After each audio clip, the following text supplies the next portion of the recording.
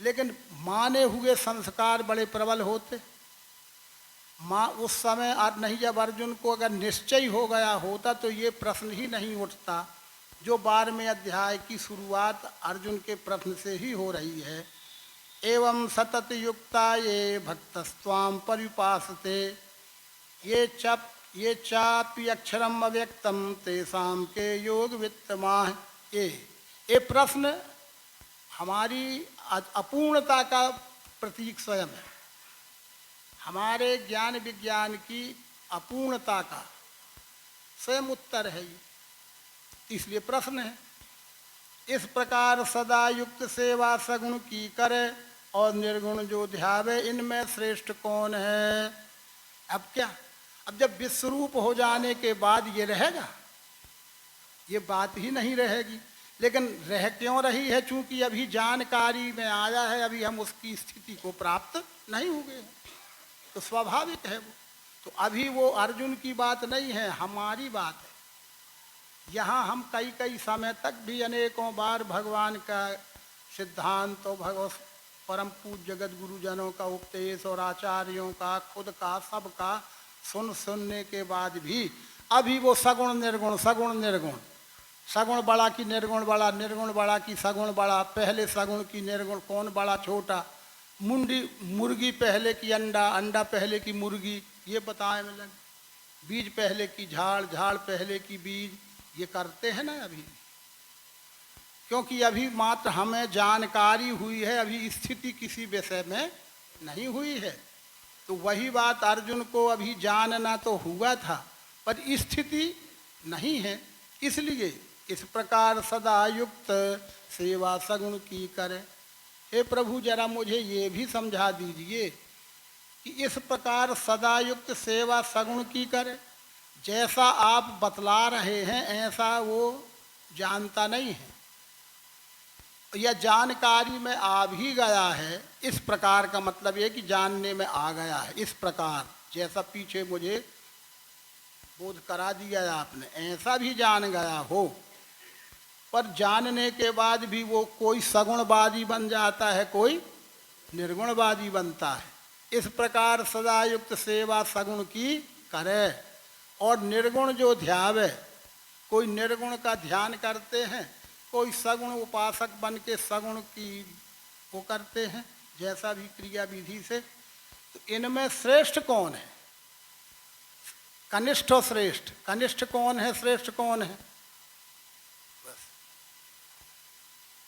इसके उत्तर में श्री भगवान जो बोल रहे हैं। श्री भगवान उवाच मया वस मनो ये माम नित्य युक्ता उपासते श्रद्धा पर्योपितास्ते में युक्तम मतः। अब भगवान उत्तर देने वाले ये दोनों नाम भी नहीं ले रहे, नहीं, प्रश्न के अनुसार उत्तर दे देना चाहिए था तत्काल।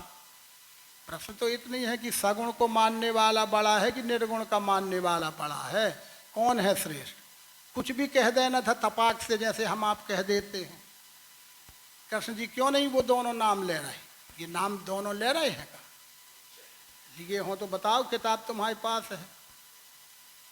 कह न देते कि ये कनिष्ठ है, ये जूनियर है, ये सीनियर है, ऐसा कहा।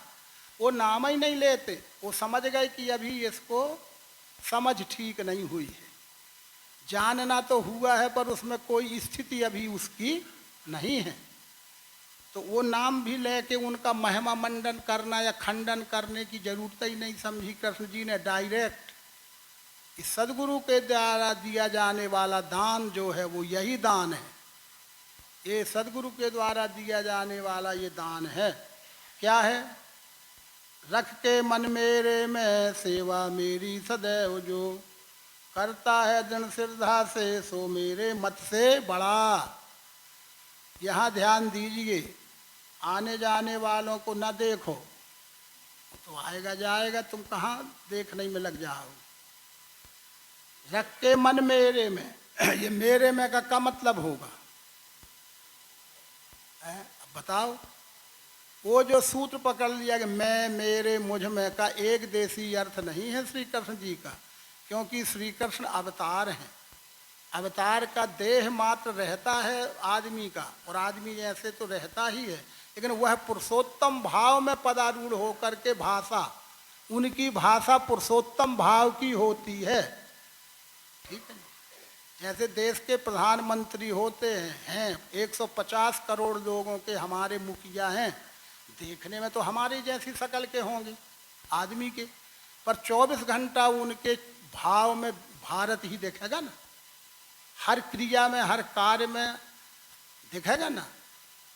तब तो वो बात करें ना करें अलग बात है, पर सबका साथ, सबका विकास, सबका प्रयास, सबका विश्वास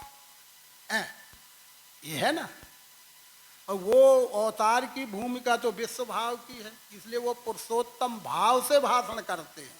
शरीर से तो आदि देहधारी होते, इसलिए रखना मन मेरे में। कृष्ण जी का मेरे में कहने का मतलब परमात्मा में, परमात्मा कहने का मतलब विश्व रूप में। परमात्मा के साथ यदि विश्व रूप छोड़ दिया शब्द तो वो भी अधूरी बात रह गई। ये विश्व रूप जरूर जोड़े परमात्मा के साथ, जब वो पूर्ण लक्ष्य होगा। तो रख के मन मेरे में, यानी इस विश्व रूप परमात्मा में सेवा मेरी सदैव जो, मेरी का भी अब वही अर्थ विश्व रूप की। करता है दृढ़ श्रद्धा से सो मेरे मत से बड़ा। अब सगुण को मानने वाला बड़ा कि निर्गुण का ध्यान करने वाला बड़ा, ये प्रश्न है। उत्तर देने वाले भगवान कृष्ण हैं, वो तो वे दो ही नाम नहीं ले रहे ना, ले रहे वो दोनों नाम। वो तो कहते ये सब तुम्हारे मन के झगड़े हैं, ये तुम्हारे मन के प्रपंच हैं, हम उसको नहीं पढ़ना चाहते। यथार्थ में ये है कि मैं ना होऊंगा तो कहाँ का सगुण कहाँ का निर्गुण। मैं आने परमात्मा, परमात्मा ही सगुण है, परमात्मा ही, इसलिए दृश्य साकार वो ही है। वो सर्वांग योग के बिना ये बात समझ में न आएगी। जिसने सुबह समझ लिया होगा सर्वांग योग, वो अभी भी समझ लेगा गीता। न जिसने सुबह सर्वांग योग में नहीं समझा, अभी भी कोई गीता नहीं उसके लिए। उसके लिए तो शब्द हैं। इसलिए रख के मन मेरे में सेवा मेरी सदैव जो, करता है जिन श्रद्धा से सो मेरे मत से बड़ा। जो अक्षर अनिर्देश अचिंत अचल ध्रुव, सर्वव्यापी कूटस्थ ऐसे अव्यक्त को गहे। सर्वत समदृष्टि है भूतों के हित में रहे, बस में इंद्रियां जिससे वह भी मुझ में मिले। मुझ में यानी वही विश्वरूप परमात्मा। पर ये स्थिति ध्यान करने वालों की बतलाते हैं। इस 5वें नंबर के श्लोक में वो अवस्था की बात भगवान करते हैं कि अर्जुन, जो निर्गुण का ध्यान करने वाले हैं, परमात्मा निर्गुण है ऐसा मानकर जिनका निश्चय इसी विषय में है, और वो ध्यान धारणा समाधि आदि के माध्यम से उसको पाना चाहते हैं, उनकी बात अब यहाँ हो रही है इस श्लोक में। अव्यक्त चाहने वाला जो उसे क्लेश हैं बड़े। ये शब्द व्यक्त माने साकार, अव्यक्त यानी निराकार। व्यक्त यानी सगुण, अव्यक्त यानी निर्गुण। ये शब्द हैं नए नए। वाटर और पानी और नीर और जल कहत रहो, पर है वो पानी आप। अब वाटर पानी नीर जल कितने तो शब्द होंगे। इसी प्रकार से ये सगुण निर्गुण साकार निराकार के उपलक्ष्य में अनेक शब्द हैं। अब यहाँ व्यक्त व्यक्त आ गया, व्यक्त और अव्यक्त। तो आप भ्रमित ना हो जिसमें, इसलिए खुलासा करना हमारे लिए जरूरी रहता है कि अव्यक्त चाहने वाला, जो अव्यक्त को चाहने वाला है, पर व्यक्त से मतलब नहीं है।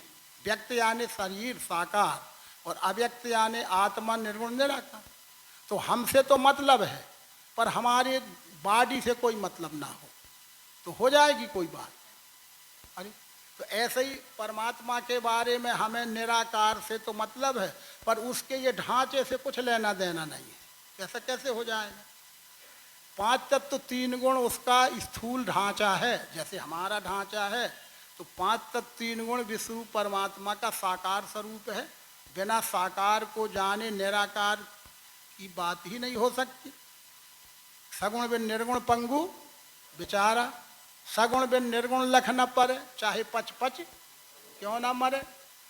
पर हम सगुण से मतलब नहीं रखना चाहते, क्योंकि ये काला है, सफ़ेद है, ऐसा है, वैसा है। यम दृष्टम तन नष्टम, यम दृष्टम तन्नष्टम, जो दिखता है ये बदलता है, हम तो वो न बदलने वाले, वो वही जो बात सुबह चल गई, अस्थि भांति प्रिय, वो अस्थि भांति प्रिय न बदलने वाला भाव है, हम तो उसको चाहते हैं। ये 5 तत्व 3 गुण न बताओ तो ऐसा हो जाएगा। बिना 5 तत्व 3 गुण को जाने अस्थि भांति प्रिय को नहीं जाना जा सकता।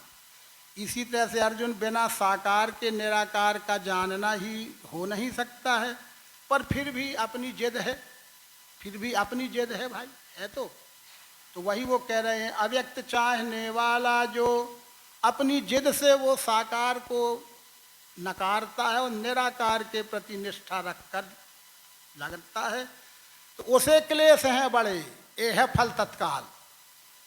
उसे क्लेश हैं बड़े, तत्काल रोजी रोटी की समस्या खड़ी हो जाएगी, तत्काल कटोरा हाथ में आ जाएगा। अरे भाई, जब तुम साकार से तुम्हें कोई वास्ता नहीं है और हम निराकार को पाने बैठ गए, तो अब तत्काल कटोरा आएगा ना हाथ में। जब भूख लगी है तो कुछ दे जा, कुछ दे जा। अभी गाँव के रोड के किनारे बैठ के अव्यक्त चाहने वाले जो से क्लेश हैं बड़े, बड़े कष्ट होते हैं, बड़े क्लेश होते हैं, बड़ी उलझन होती है अर्जुन, तू समझ ले। क्योंकि और कितने भी कष्ट कर ले वे जीव, पर गति अव्यक्त की पावे नर अत्यंत कष्ट से। कितना भी कठिन कठोर तप करने के बाद भी उस जीवात्मा को गति ही मिलती है, स्थिति प्राप्त नहीं होती है। समझना हो तो समझो, गति ही मिलती है, स्थिति प्राप्त नहीं होती। तो फिर अव्यक्त गति क्या है और अव्यक्त स्थिति? अव्यक्त गति यानी गुण साम्या, क्षर सगुण साकार, और अव्यक्त स्थिति यानी निर्गुण निराकार अस्थि भांति प्रिय। तो जैसे कोई भी चीज घूमती है, तेज रफ्तार में घूमते हैं ये पंखे, अगर तेज रफ्तार में पंखे घूमे तो घूमते हुए भी वो स्थिति का आभास कराते हैं। मत करो डिस्टर्ब, आप अपना संभालो। तेज रफ्तार में घूमती हुई अवस्था स्थिति का आभास कराती है, यही है ना। स्थित होती नहीं है, आभास कराती है कि लगता है पंखा नहीं घूम रहा, ऐसा ही ना। पर बारीकी से का देखो और खुद को जब हवा लग नहीं आज तो घूम रहा है, घूमते हुए भी लगता है नहीं घूम रहा है। इसी तरह से अर्जुन ये गति में है, ये सब गति में है, इसलिए ये अव्यक्त गति है, पर बिना स्थिति के कैसे। तो ये गुण साम्या अव्यक्त गति है। योग करे चाहे याग करे चाहे दान करे बहुत तेरा, प्राणायाम समाधि वगैरह करने के बाद भी वो सोचता है कि मैं पा गया, पा नहीं गया है, वो गति में ही है। स्थिति का तो उसे बोध ही नहीं है, तो स्थिति में होगा कैसे। तो बहुत सी और बातें संतों ने कही, सूख हाड़ ले भाग जिमी। अरे काका कहा है, कहने वालों ने कुछ छोड़ा ही नहीं है। ये स्थिति का तुलना उनने कर दिया कि जैसे कोई एक चौपाया जानवर के रूप में कुत्ता रहता है, कुत्ता उसको भी लत रहती है माल खाने की, पर वो माल उसको तो कम मिलता है। शेर वगैरह खून पीते हैं माल और मांस आदि छोड़ जाते हैं। फिर ये लोग अपना करते रहते हैं छोटे छोटे जानवर, और जब वो भी नहीं मिलता तो फिर वो क्या करते हैं, उसमें की हड्डियाँ तोड़ ताड़ के, हड्डी तोड़ ताड़ के ले जाता है, और हड्डी तोड़ ताड़ के ले जाके शेर को देखता है आते कि शेर आ रहा है, कहीं मेरी हड्डी न छुड़ा ली। तो हड्डी छुड़ाने के भय से वो किसी रुंझकड़ में ऐसी जगह में दुबक जाता है और अपनी हड्डी को भी छुपा लेता है कि ये न छुड़ा ले, और बैठकर अच्छे उसको चबाता है हड्डी को। तो चबाता है हड्डी, तो खून किसका निकला? खुद का, पर उसको लगा कि ये हड्डी से खून निकल रहा है, तो हड्डी का खून चूसता रहता है, सोचता है हड्डी में कोई खून होगा। हड्डी तो हार्ड लकड़ी जैसे हो जाती है, उसमें ना मांस रहता होगा ना कुछ खून रहता है, पर सूख हाड़ ले भाग जिमी यथा नरक में। इसी प्रकार से हालत हमारी होती कि हमें तो लगता है कि हम ब्रह्मरंध्र में कुंडलनी से मेदही अमृत पीवे जी से है, हम अमृत पाना कर रहे हैं, वो अमृतपान नहीं हो रहा होता है अर्जुन। हमारे ही यहाँ मस्तिष्क में जो हीट के कारण जो हमारा ही चर्बी है, हमारी ही चर्बी गर्म होती है, तो जैसे बाहर पसीना आ जाता है, तो कभी कभी हमारे मुंह में भी धोखे से क्यों ना हो चला जाता है, तो हमें ही अपने पसीने का स्वाद खारा खारा मालूम हो जाता है कि नहीं। इसी प्रकार से यहाँ की चर्बी जब ऐसी कोई प्रक्रिया खींच तान की जाएगी तो स्वाभाविक है होगा वो तो यहाँ से कुछ जो रस निकलता है वो उसको थोड़ा बहुत आता है, तो वो कहता है यही है ब्रह्म रस, मैंने पी लिया है, यही है। अब वो ब्रह्म रस नहीं है, मेद ही अमृत पीवे जी से, अपनी ही शरीर की चर्बी पिघली और अपने को ही स्वाद में आ गई। हम कहीं ये ही है स्वाद उसका, सोच ले बस। अरे तुम गति में ही पड़े हो, वो अव्यक्त स्थिति में कहा। ये भगवान कृष्ण कह रहे हैं, एक श्लोक में फैसला कर दिया, आपका बड़ी बातें थोड़ी होती रही, पर उतनी बात को थोड़ी बहुत हमारे हृदय में प्रवेश हो, इसलिए हमें बहुत कुछ बोलना पड़ जाता है।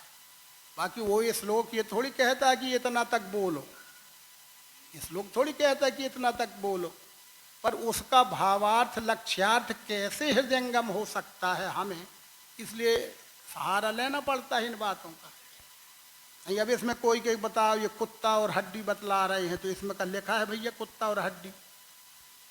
अरे इसमें नहीं लिखा है वो, लेकिन हमारे को कैसे समझ में आवे, इसलिए अव्यक्त चाहने वाला जो उसे क्लेश है बड़ी, ये लिख दिया गया।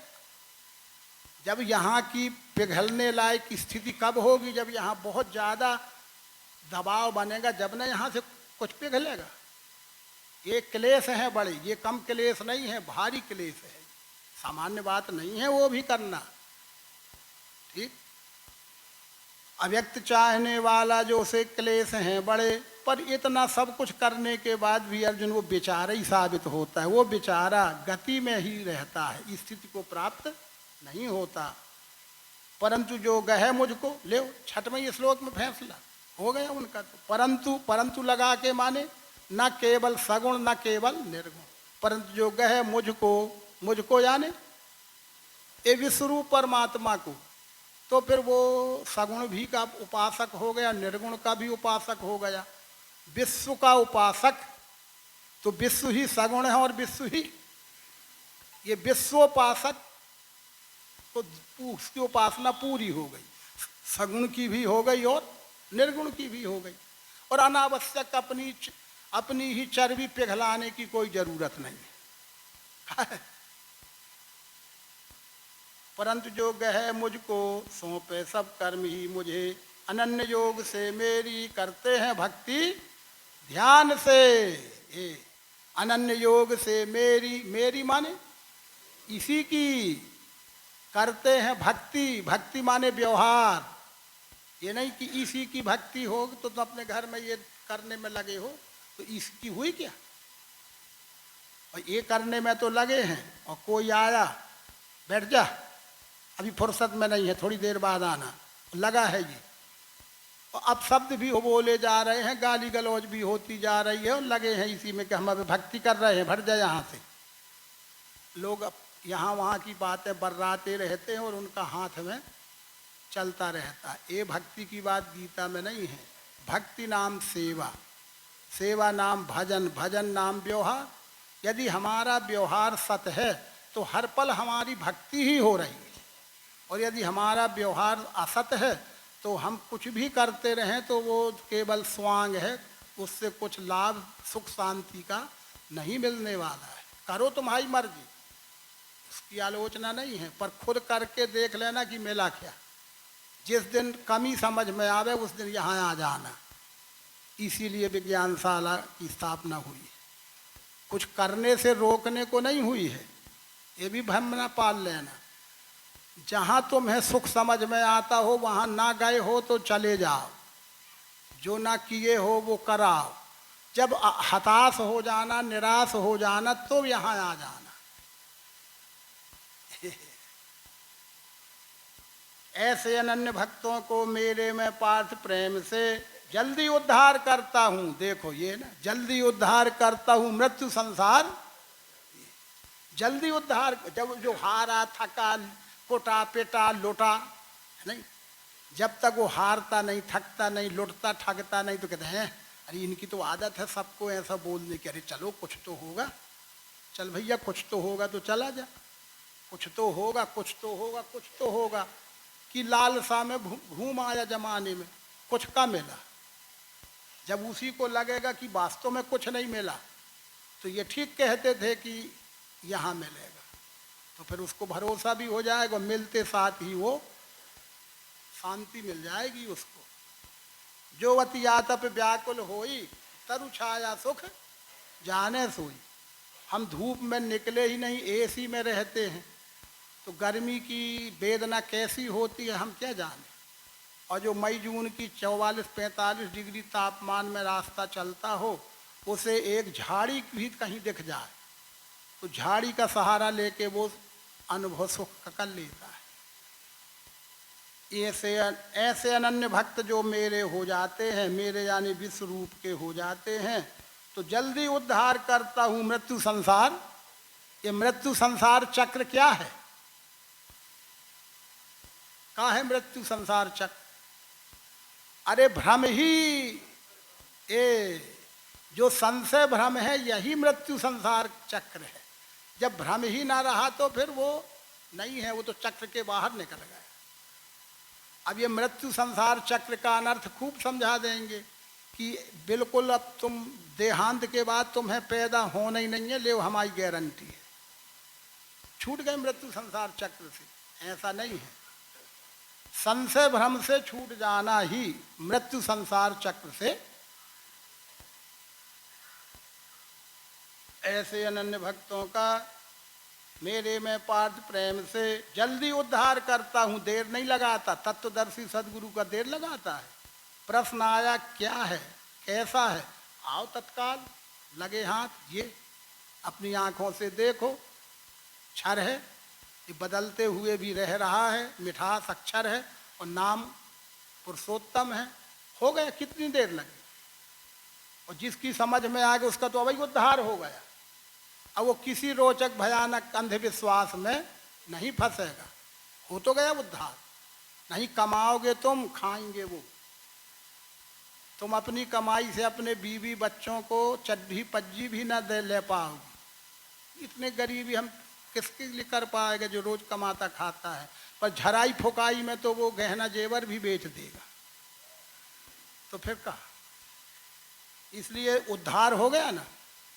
ये विद्या मिलते ही जीव ठगने से, लुटने से, व्यर्थ की झाड़ा फूंकी जंतर मंतर भूता गति की भावना से अपने आप मुक्त हो जाता है। निर्भय आवे निर्भय जाए, जिसे काल कभी ना खाए। नहीं तुम किसान हो, तुम्हारी फसल पक के तैयार है, उसी दिन गांव में घर में किसी का देहांत हुआ है, उसी के बाजू में उसका संस्कार कर दिया गया है। अब तुम्हें लगा था कि आज ही आज संस्कार हुआ है, अभी अध जला होगा। अब अगर मैं जाता हूँ वहाँ तो मेरे को न कहीं पकड़ दे, तो फिर ये भय में तुम घर में रह गए जब तक वहाँ तुम्हारी फसल उजड़ गई। और जब ये भय ही नहीं है तो हम अपना खेत रखाने जाएंगे, बाजू में संस्कार हुआ है तो जल रहा है, जलने दो, वो उसका काम जलना है, हमारा काम अपना काम करो। इतनी सारी निर्भयता आ जाती है। दिन रात 24 घंटा उसको इन प्रकार की भावनाओं से वो मुक्त हो गए। अपना स्वकर्म करने में कोई बाधा फिर उसको नहीं है। अब तुम किसान हो, तुम्हारा स्वकर्म है ना किसानी, और वो भयानक का भय लग गया तो नहीं जाते लोग। कछू हो वो जल जाए, कहीं लग गया तो सब चला जाता है भ्रम। रखना मन मेरे में, सौंपना बुद्धि भी मुझे, ऐसा करने से पार्थ मुझ में मिल जाएगा। ये तरीका भी बतला दिया कि रखना मन मेरे में यानी परमात्मा विश्वरूप में, सौंपना बुद्धि भी मुझे। आपके हमारे पास जो भी बुद्धि है उस प्रभु का ही प्रकाश अंश रूप है हमारे में भी, पर है उसी की है, ऐसा समर्पित कर देना तो मेरी प्राप्ति तो मुझ में मिल जाएगा। ये तो अनन्य भक्त और गुणातीत के लिए। ये जो 8वां श्लोक है, ऐसी स्थिति किसकी हो जाती है? अनन्य भक्त गुणातीत। रखना मन मेरे में, सौंपना बुद्धि भी मुझे, ऐसा करने से पार्थ मुझ में मिल जाएगा। मिल ही गया। लेकिन अब हम 3 प्रकार के, अब तो हम सतोगुणी होंगे, हम रजोगुण प्रधान होंगे, हम तमोगुण प्रधान होंगे। हमारे में कोई होगा त्रिगुणातीत? हम तो नहीं हैं, आप तो नहीं हो, पर हम एक गुण प्रधान जरूर हैं। हमारे में कोई सत्वगुण प्रधान होगा, रजतम भी होंगे। कोई रजोगुण प्रधान होगा, उसमें सत और तम भी होगा। कोई तमोगुण प्रधान होगा तो उसमें रज और सत भी होगा। उन्हीं का प्रतिशत अनुपात रहेगा, पर रहेगा। तो उनको भी गुंजाइश बतलाते हैं, ये समझना। 9वां श्लोक सतोगुणी के लिए है, 10वां श्लोक रजोगुण प्रधान के लिए है, और 11वां श्लोक तमोगुण प्रधान के लिए भी है। लोग ये ना समझें कि यह गीता का ज्ञान या सत्संग या राम भगवान कृष्ण का ज्ञान सतोगुणी लोगों के लिए है, हम तो तमोगुणी हैं, ऐसा नहीं है। ये बात खुल के हो जाएगी। ये पढ़ लेते हैं वो श्लोक। पहली तो ये गुणातीत की बात, अंतिम में यही अवस्था में पहुंचना है कि रखना मन मेरे में, सौंपना बुद्धि भी मुझे, ऐसा करने से पार्थ मुझ में मिल जाएगा। ये तो अंतिम बात है, पर इसके पहले की ये सीढ़ियां हैं। यदि तू चित्त को स्थायी मुझ में रख सकता नहीं, तो मेरे प्राप्ति की इच्छा पार्थ अभ्यास से करो। चित्त की बात आएगी। सारा दारो मदार इस पिंड में चित्त पर आधारित है। तो जो ऊपर का त्रिगुणातीत का लक्षण है, वो तो चित्त पर नियंत्रण करके ही त्रिगुणातीत होता है, गुणातीत होता है। जिसका चित्त पर नियंत्रण नहीं है, वो गुणातीत नहीं हो सकता, न कहला सकता। पर सत्वगुण को यदि तू चित्त को स्थायी मुझ में रख सकता नहीं, तो मेरे प्राप्त की इच्छा पार्थ अभ्यास से करो। नहीं कर सकते हम कोई काम अभी इस समय, पर अभ्यास करो, अभ्यास करो। निराश मत हो, लगे रहो, लगे रहो, लगे रहो। वो अभ्यास माने लगे रहने का है। तो ये सतोगुणी कर लेता है, ये सतोगुणी अभ्यास कर लेता है। अब रजोगुणी कहता है, आप बता रहे हो कि अभ्यास करो, अभ्यास करो। हमें तो रोटी पाओ, रोटी पाओ, रोटी कपड़ा मकान के लिए हम संघर्ष कर रहे हैं महाराज। कहाँ अभ्यास करें? हमसे कैसे होगा? किसान हैं हम, मजदूर हैं हम, कैसे हम अभ्यास करेंगे? उसके लिए भगवान के तुम ना घबराओ, तुम्हारे लिए भी विकल्प है, ऑप्शन। उसको ये ऑप्शन है कि अभ्यास भी ना होवे। ठीक है, तुमसे अभ्यास नहीं हो रहा है, कोई बात नहीं है। कर्म मेरे लिए करो। जो करते हो वो परमात्मा का ही कार्य है, ऐसा समझ के करो। और नहीं तुम, और ठीक है गीता रामायण नहीं पढ़ सको, सर्वांग योग याद नहीं कर सको, बहुत सी तुम्हारी समस्या हैं, चलो कोई बात नहीं है। पर जो भी कर रहे हो वो प्रभु का ही कार्य है, ऐसा समझ के ईमानदारी से करो। राम काम 2 शब्द हैं, रहें जीव के पास। काम राम को दे रहो तो है राम ही का। ये रजोगुण के लिए है। अब हम निराश होंगे क्या कि हमसे सर्वांग योग पढ़ते नहीं बनता? हम काय का अभ्यास करें? हम तो पढ़ा ही नहीं है बिल्कुल, तो हम क्या अभ्यास करें? आई तो कर्म का अभ्यास तो है। जो कर रहे हो उसको ही परमात्मा की सेवा समझ के ईमानदारी से करो।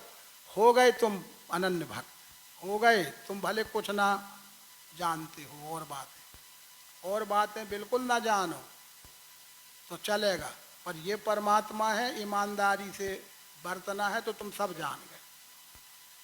तो तीसरा, हम वैसे तमोगुणी, ठीक है ना। अब अपने बीच में तो यहाँ कोई गुणातीत भी होंगे हम ही, हमारे में यहाँ सतोगुणी भी हैं इतने लोगों में, कोई रजोगुण प्रधान भी हैं, कोई हमारे जैसे तमोगुणी भी होगा। तो कह भैया आप लोग गुणातीत हो, तुम सतोगुणी हो, तुम रजोगुणी हो, हम तो तमोगुणी हैं, हम तो दूर ही रहें तो अच्छा है, तुमसे दूर ही अच्छे हैं। ऐसी बात नहीं है, ये न सोच लेना। तमोगुणी को भी भगवान कहते हैं, यह भी जो ना होवे, यह भी जो ना होवे तो अनन्य विचार से मन को रखना स्थायी, कर्म का फल छोड़ना। जो अभ्यास भी नहीं कर सकता है, चित्त का नियमन भी नहीं कर पा सकता है और अभ्यास भी नहीं कर पा सकता है, क्योंकि तमोगुण की प्रधानता जहाँ रहती है वहाँ ना अभ्यास होता है, न चित्त आदि इंद्रियों पे कोई संयम होता है। कोई कहे कितना ही, चाहे झगड़ा हो जा, बुराई हो जा, बैर हो जा बात को लेके, पर वो बदलेगा नहीं, क्योंकि उसका गुण ही वैसा है। कब तक टोंकते रहो? और टोंका टाँकी ज़्यादा करने में मतभेद भी हो जाते हैं। इसलिए ज़्यादा टोंका टाँकी न करना किसी के कार्य व्यवहार में। यह भी जो ना हो वह, कृष्ण जी कह रहे हैं, तरीके हैं सब, गीता तरीका बताती है। न उससे चित्त उसका लग रहा है, न वो अभ्यास कर रहा है, तो क्या करे वो? कृष्ण जी कहते मत घबराओ, तुम्हारे लिए भी ऑप्शन है। यह बीज न हो वह तो अनन्य विचार से। अरे अनन्य विचार यानी तत्वदर्शी सदगुरु से अनुभव जरूर प्राप्त करना पड़ेगा, नहीं तो वो तो नहीं। देव दैत्यों को, दैत्य की बात क्या, देवों को भी बिना सदगुरु के विश्वरूप का दर्शन ज्ञान नहीं हो सकता। तो तुम कोनो गुण के हो रहे या उससे सदगुरु को परहेज नहीं है, वो तो तुम्हारे हाथ में थोड़ी है, वो तो प्रकृति से मिला हुआ है। पर अगर सदगुरु के आज स्थान में आ गए तो अगर इतना भी तुम करने लगे कि अनन्य विचार से कि वास्तव में जो वहाँ बताया जाता है वही सही है, वही सही है और हमसे नहीं सद रहा, वो हमारी समस्या, हमसे नहीं सद रहा, ये हमारी समस्या। पर जो बोध कराया जा रहा है वो वास्तव में बिल्कुल सही है, सही है, मरते दम तक हम कहेंगे कि सही है। ये है अनन्य विचार। और हम बने रहे सतोगुणी और रहे आमे रजोगुणी, तो हमसे 1,00,000% अच्छा है वो तमोगुणी, 100% अच्छा है वो तमोगुणी। हम सतोगुणी भी अरे आए हैं, बैठे हैं, सुन लियो, ठीक है। वो रजोगुणी तो ढोलमोल में है ही है।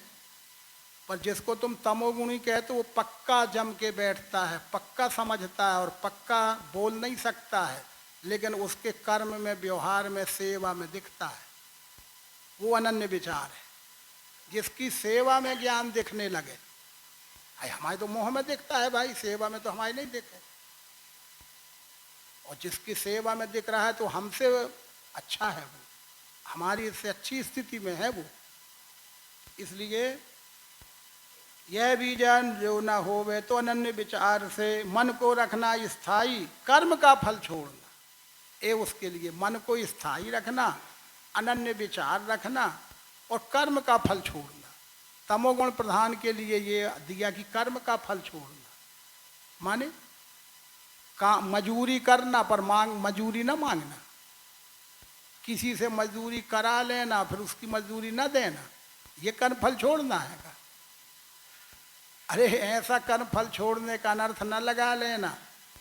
कर्म के फल को स्वार्थ छोड़ना कि काम मैं करूं लेकिन मेरे उससे जो मिलता है उससे परिवार सुखी रहे। ये विचार जिनको नहीं है वो आज यही झगड़ा है परिवारों में कि तेरा क्या है, तुम करते क्या हो, तुम कमाने कहाँ जाते हो, मैं फिरता हूँ, मैं लाता हूँ, मैं कमाता हूँ, तुम सब बैठ के खा रहे हो, तुम सब बैठ के खा रहे हो, तो फिर तुरंत कलह नहीं होता। और कर्म का फल छोड़ना माने मेरी ड्यूटी है, मैं मुखिया हूँ, पिता हूँ, तो मेरी तो ड्यूटी है कि मैं मेहनत करूँ और मेरा ये कर्तव्य है कि इनका उदर पोषण और हमसे भी अच्छा स्तर से ये रहें, ये तो हमारी ड्यूटी है। एहसान क्यों बताना, वो है कर्म का फल छोड़ना। कर्म मैं करूं पर उसका सुख में लाभ प्राणी मात्र को मिले, कर्म मेरे द्वारा होवे पर लाभ सबको मिले।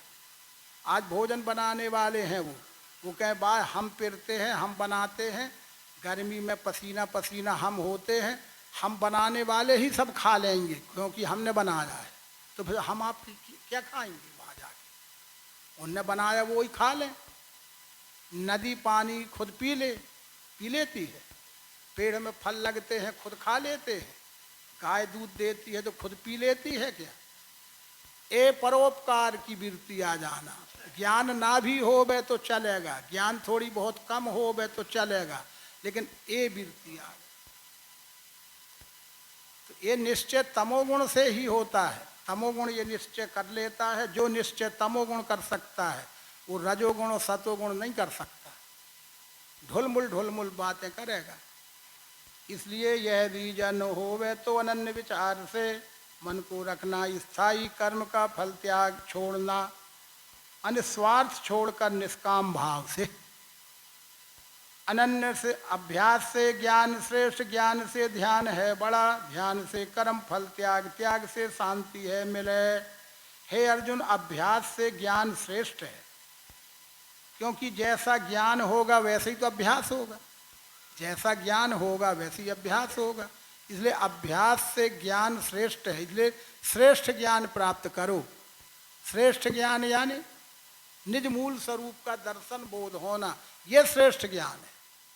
हम ये नहीं कहते कि दुनिया का ज्ञान हासिल न करो, करो, उससे पेट चलेगा, लेकिन निज मूल स्वरूप का दर्शन करा देने वाला ज्ञान श्रेष्ठ ज्ञान है। और वो श्रेष्ठ ज्ञान का अभ्यास करो तो अभ्यास से ज्ञान श्रेष्ठ, तो फिर ज्ञान से ध्यान है बड़ा, और ध्यान से कर्म फल त्याग, तो फिर त्याग से शांति है मिले। हम सोचते हैं स्वार्थ में शांति है मिले, स्वार्थ में शांति है मिले, तो सारा संसार स्वार्थ में शांति मिले की लालसा में लगा है ना। मैं भी आपसे बाहर नहीं, लेकिन जब मेरे में थोड़ी बहुत त्याग आने लगे तो जानो त्याग से शांति है मिले।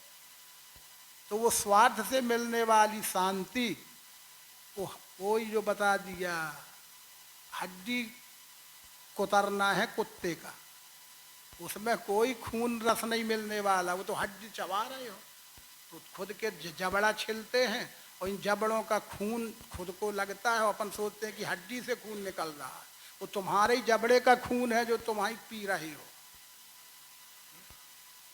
और जब कुछ त्याग की वृत्ति आ जाएगी तो फिर यथार्थ सुख, यथार्थ शांति का अनुभव उसे होगा जो त्याग। अब धर्म के इतिहास में त्याग का क्या सुख लेने वाले कितने लिखे हुए हैं, बहुत से लोग हैं जिन्होंने त्याग में सुख पाया, और अज्ञानी जीव स्वार्थ में सुख ढूंढता रहता है। इतनी, इसलिए कृष्ण जी की बात अभी हम नहीं समझ पाते हैं। ये तो विचित्र बात है कि त्याग से शांति है मिले। अरे तो हमें लगेगा वाह अच्छा ज्ञान बता रहे हो। इतना ही बार किसी से कहो कि त्याग से शांति है मिले तो क्रेशर बंद कर देना, दान कर देना किसी को, है अपनी जमीन जायदाद किसी को छोड़ देना लावारिस में, तो वो ऐसा सोच के कहेगा वाह अच्छा ज्ञान बताया जा रहा है, तो कटोरा या वही पकड़वाए दे रहे। ऐसी गीता न समझ लेना। त्याग से शांति जरूर मिलती है, पर त्याग किस बात का त्याग? कर्तापन का अहंकार त्यागना, कर्म में फल की इच्छा त्यागना, मेरे द्वारा होने वाले कर्म का सुख में लाभ केवल मैं भोगूं। पत्नी भी क्यों भोगेगी? वो क्यों क्या करने जाती है? बच्चे क्या करने जाते हैं? हट, उनको कुछ नहीं मिलना चाहिए। मैं कमा के लाता हूं तो पहले मेरे को सब यहाँ भर दे, उनको भूखा सुला दे, ऐसा है। अब भगती हो रही है, बच्चे भूखे सो रहे हैं, पिताजी ठांस के पड़े हैं खा के, और हम भगत जी हैं। ऐसे ही तो भगत जी हैं हम। वो अभ्यास से ज्ञान से, ज्ञान से ध्यान है बड़ा, ध्यान से कर्म फल त्याग, त्याग से शांति है मेरे। बस अब समझते जाना त्याग का अर्थ क्या है। कपड़े त्याग दे, घर त्याग दे, पत्नी त्याग दे, कई लोग यही तो समझे त्याग से शांति है मिले। तो चलो अब भाई लौट के न जाना है, यही पहाड़ों में बनाना है अपनी अपने झोपड़े, मिल जाएगी शांति पूरी। कुछ ना मिलेगा, जो कुछ है वो भी चला जाएगा। त्याग विचारों का, स्वार्थ के विचारों का त्याग करो, गंदे विचारों का त्याग करो, गंदी आदतों का त्याग करो। कपड़ा बेचारा क्या बिगाड़े है? अद्वैसी, अब ये आगे इसमें पढ़ देंगे, 20 श्लोक हैं ही ये। ऐसे अनन्य भक्त जो हो जाते हैं, उनकी पहचान लक्षणों के द्वारा होती है। ऐसे अनन्य भक्तों के लक्षण क्या होते हैं? ठीक, वो आड़ा लगाता है कि खड़ा लगाता है कि इतना माथा रंगता है कि पूरा शरीर ही रंग लेता है, हरे काले काले लाल नीले पीले क्या करता है, ये बातें भी शायद लिखी हों, ढूंढ लेना उसमें कि शायद ये लिखी हों, क्योंकि भगवान अनन्य भक्त की पहचान बतला रहे हैं, तो शायद ये भी लिखा हो तो ये ना मिलेगा। पर लिखा क्या बतला रहे हैं? वो लक्षण बतला रहे हैं, वेशभूषा से उसका कोई संबंध नहीं है। आंतरिक अंदर से कैसा होता है, बाहर से वो सूट पहने तो कब कब हो रहा है। वो एक बाबा है ना, बढ़िया सूट पहनते हैं बेचारा, बढ़िया सदा जय जयकार हो, बढ़िया सूट, निर्मल बाबा बढ़िया सूट। इसका ये मतलब थोड़ी हो नाम बाबा है पर वो देख लो। अद्वैसी मित्र भूतों का, क्षमी सागर प्रेम का, निर्मोही निरहंकारी, समान सुख दुख में। अद्वैसी मित्र भूतों का, भक्त की पहली पहचान है बैर बुद्धि नहीं रखता। अद्वैसी, द्वेष माने बैर, और अद्वैसी यानी बैर नहीं रखता, बैर नहीं करता। विचार हैं नहीं मिलते भाई, ठीक है, सुबह नहीं मिले दोपहर में कहो विचार मिल जा, दोपहर में नहीं मिले तो रात में विचार मिल जा, रात में नहीं विचार मिला तो कल मिल जाए, परसों मिल जाए। विचार तो मिलते भी हैं, टूटते जुड़ते रहते हैं, लेकिन बैर नहीं करता। बैर अलग चीज है और विचारों का मिलना ना मिलना अलग चीज है। इसलिए अद्वैसी मित्र भूतों का, प्राणी मात्र से बैर नहीं है। ले मनुष्य की तो छोड़ो, प्राणी मात्र से वो अनन्य भक्त बैर नहीं करता। क्षमी सागर प्रेम का, निर्मोही निरहंकारी, समान सुख दुख में, स्थिर चित्त सदा तुष्ट, बस में मन निश्चयी, मन बुद्धि मुझे सौंप है, भक्त वो प्रिय है मुझे। और दुखी लोग नहीं करता।